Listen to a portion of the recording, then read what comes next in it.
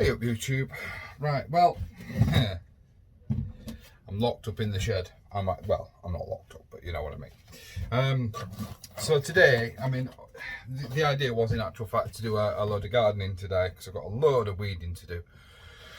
But it's blowing a gale out there, as probably all of you are aware. The weather is rather blowy at the moment. So I'm going to do another video on the irrigation system. I had quite a few people asking me to run them through the electrics side of things and how I've got things set up. So we're going to do that today. I've got a bit of tidying to do in the shed first, but then we're going to crack on and I'm going to run you through that. Hopefully we'll have a return to gardening next week. Hopefully we're all coming down as a family next week and we're going to do some to get all the weeding done and all the bits and pieces done. Wednesday's video is hopefully going to be a jobs for June, and I'll probably do that from home. Although I might do it from here, we'll see. So please like, share and subscribe. Also, don't forget, in the description below is a GoFundMe link for Cancer Research UK. I've set the goal at £500. It doesn't matter whether we reach £500. They will get 100% of whatever's there. Please head on down to that link and just give what you can. £1, 50 pence, £5, £10, whatever you can. Please donate, and I will be adding to that at the end of October. This GoFundMe will hopefully be running until the end of October, when I'll be selling off the pumpkins and things like that, and it will all go to Cancer Research. All the profits, all the proceeds will go to Cancer Research UK via GoFundMe or whatever, or however I go about doing it. My intention is that I will just add on whatever we get from the pumpkins. I'll put it in my bank account and then I'll just pay it onto the GoFundMe. But yes, anyway, link in the description below for that. Please give what you can. Like I said, whether it's 50p, a pound, it doesn't matter. It all helps. Please share the video, or just share the link. You know, share it to your Facebook pages. Please, please, please. Let's raise a bit of money for Cancer Research. I firmly believe that sort of after this whole pandemic is over, that cancer and things like that it's going to come out that they're enjoying it, that it's enjoying a bit of a resurgence because the focus is off it. The other reason, obviously, is the plot that I'm growing the pumpkins on, the pumpkin plot as we shall call it.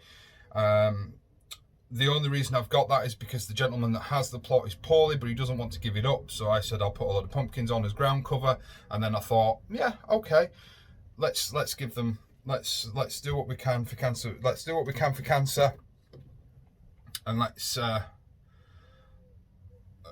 you know, rather than me benefit from it. Anyway, guys, please like, share, subscribe. If you do nothing else, please go down to that Just Giving link, GoFundMe link, sorry. I didn't use Just Giving because of the recent bad press they've had. And please just give what you can. And please, if you do nothing else, if you click off, share that link to your Facebook page, to your Twitter feeds, to your Instagram feeds. Share that link, ask people to give what they can. Please, it would be a big help. So, I've waffled on long enough. I'll turn you around and we'll go through the electrics. I appreciate this video is not going to be for everybody, but YouTube is a learning resource at the end of the day, and I've done a lot of learning while doing this, so I'll run you through it now. So, yeah, behind you.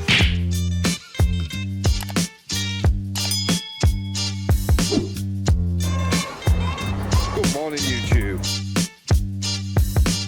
Okay, guys. So you see, it's a bit of a mess. It is a bit of a mess, and I apologise to that. And what I'll try and do also is I'll try and throw up diagrams where I need to, or where I feel I need to. I'll try my best anyway, guys. To see, you can see it is a mess. But we'll start with this, the solar controller. Now, obviously, what you've got here is, can you see these two wires up here? These two are coming from the solar panels. The solar panels are wired in parallel, which gives me a higher amperage output for charging the batteries, which is, for my purposes, what I wanted. I didn't want a higher voltage, I wanted a higher amperage. So that's what I've done. So yeah, we've got the two 8 gauges coming all the way down, so you can see it's a bit of a mess, but on my solar charge controller we've got two. We've got positive and negative. Obviously you've got positive and negative for everything. The way I've coded my wires is red is positive, black is negative. I think for everything. I think did I fix it for the lighting? I did fix it for the lighting as well. So actually pull these out, get these out of the way. That might neaten things up a little bit. Stay there, you. You're not going to stay there, right? So they come in, which gives you this little display on the solar charge controller. It's useful information, but it's not critical. The only one I worry about is, I don't know if it's showing up on camera, this little sun emblem here, which tells me whether it's receiving a charge or not. And then what you've got is, and what you'll find if you get yourself a solar charge controller, is it won't display anything until you've connected the battery. So don't worry, you know, you connect your battery. Once again, positive, negative, 8 gauge wire. I'm going to mess up saying those, guys, so don't penalise me for it. And they go straight down to two 110 amp hour batteries that I have lined up in parallel. The reason I've done them in parallel is because it gives you the same voltage, it gives you the same voltage, but double the amp hours. So I've got two 110 amp hour batteries wired in parallel, gives me 210 amp hours, gives me a longer battery charge at the same voltage. And then these last two here are just to my light switch, which if I move that, which was holding two wires out the way. These are just a pump that's not wired up yet because I don't need it, so we'll put them up there. Which, if you see here, is just a simple light switch for the LED lights that I have in the shed, which means that I can have the door shut because I've got no windows in my shed and I still have light. Don't worry about all this down here. This was experimentation that I still need to get right. Okay, so coming back up off the batteries and sort of snaking its way around here, we then go straight to a fuse box. This is just a I got this one from Amazon, and it's just a simple boat fuse box that uses car, there we go, that uses car fuses. It's not overly fancy. What it does have that I like is if this fuse blows, this LED lights up, and it tells me that the circuit is incomplete and obviously that it needs attention. Now, I've only got one thing running off this fuse box, primarily why I only bought a 6-blade fuse box. But what you've got is you've got your positive and negative coming in, so that gives you a nice common earth. So anything now I add on to this system, I only need to run my earths to here. I don't need to run them back to battery. So if I got a DC light or something like that, I could wire it onto here for live and onto here for earth, instead of having to run back to the battery. Some of these will not give you a common earth, so it's worth looking at. It does, looking at my wiring, it doesn't seem to indicate this, but it does give you the neater wiring option and the cheaper wiring option, because instead of having to run a black wire from my DC timer all the way down to the battery to give me an earth, all I needed to do was come up to here. So it makes your wiring a bit cheaper to do. So obviously power in, then we've got power out. So you've got your common earth, or your earth, and your live, or your negative and your positive, going round to the DC timer. Now a DC timer is a very, very simple affair. I'm going to try and explain it. I'm not the best at explaining stuff like this. But you've got your positive and your negative in. So that gives you your earth and your live. Now the switch is purely on the live side. Alright? So what you've got, Now, why this one has to have so many 2 lives in, I don't know. To me, it doesn't make sense, but I'm assuming that one is to power the actual timer itself, and the other is the switch. But yet it can continue a common earth. Who go figure. Anyway, so you've got your power in. They stop here. All right. Then what you've got is you've got your live feeds, which they go all the way up and round and down to the pump. You've seen the pump. All the pump is, it's got a positive and negative connection. That's it. It's a DC pump. It's powered directly from battery power. Doesn't need an inverter. One of the reasons that I use this as opposed to a submersible hose lock pump or something like that is they generally run on AC power. The DC power ones are very expensive. So that's why I went for what I went for. And then what you've got, if you imagine sort of this wire sort of continuing, if we say, right, it comes up and it goes in a circle. All right. What this timer does, it's got a little bit of brains in there and it's got a switch. So on that wire, there's a brake. And all it does is when the brains in here says, right, it needs to be turned on, it connects them, which then allows the current to continue up, down and round to the pump.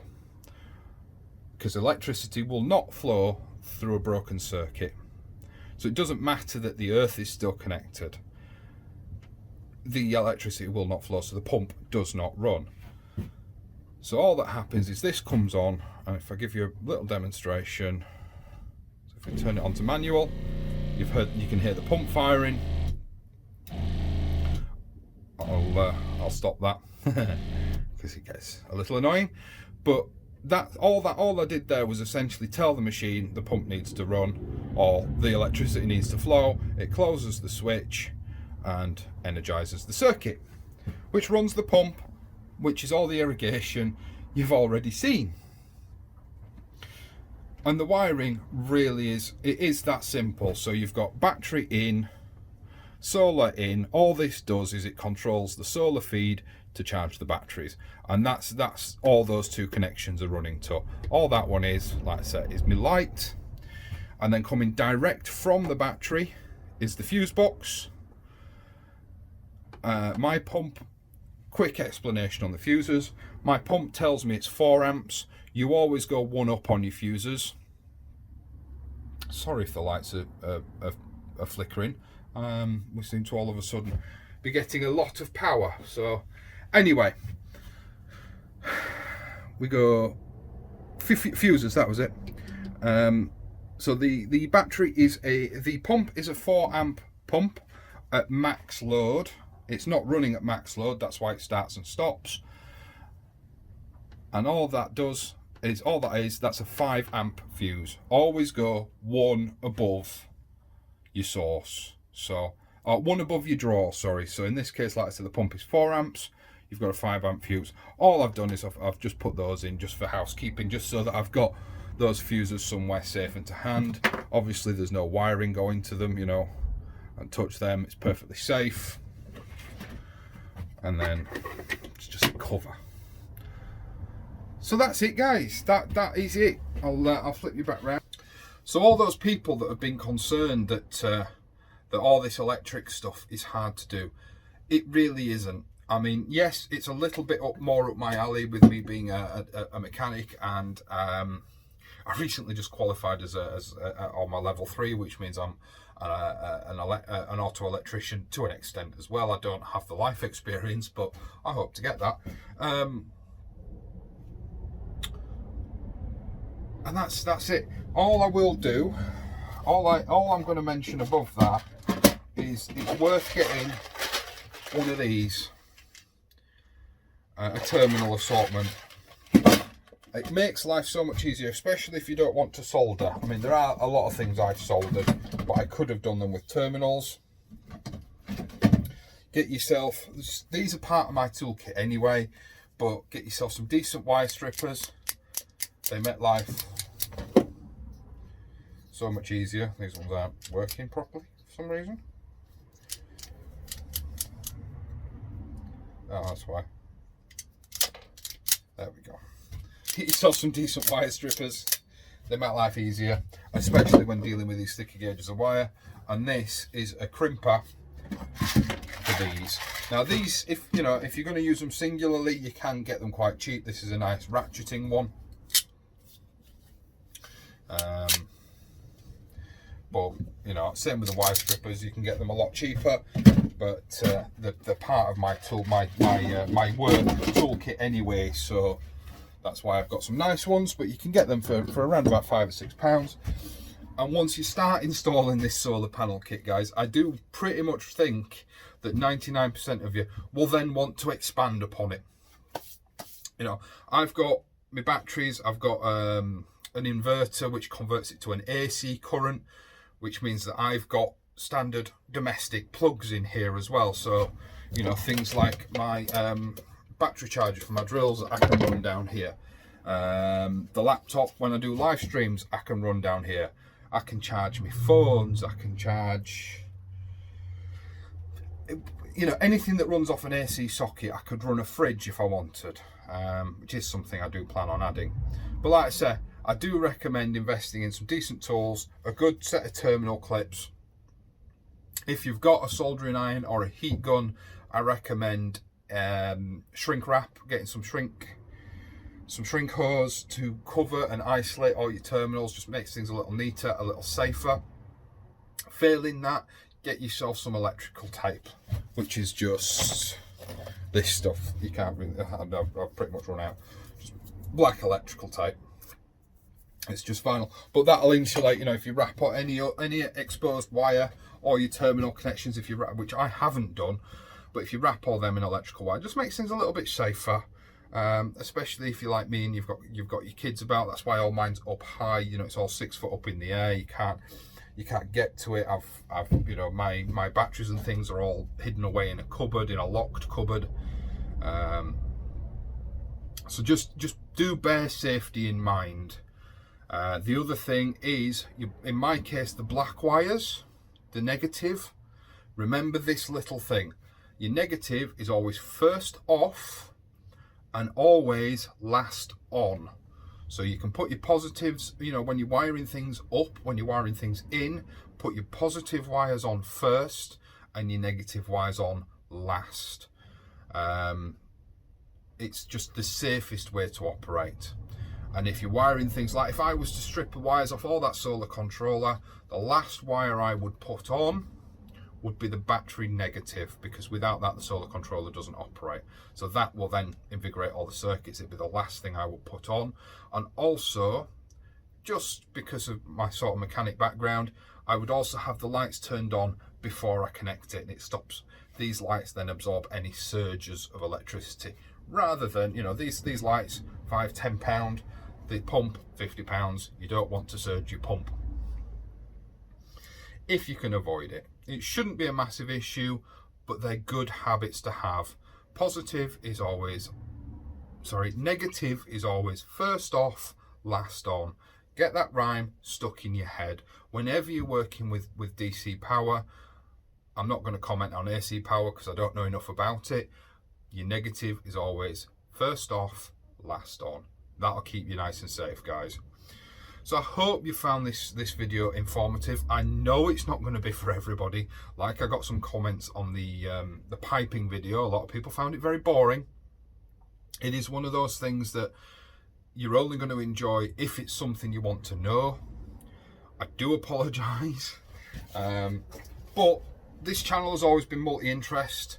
We've got a few different topics on here. This is something for your modern allotmenters, or anybody that wants to be a little bit different on the plots. It's nice to have some electricity on the allotment, especially those of us that bring the kids to the allotment, because obviously the new generation of kids, they like to have their electricity to hand.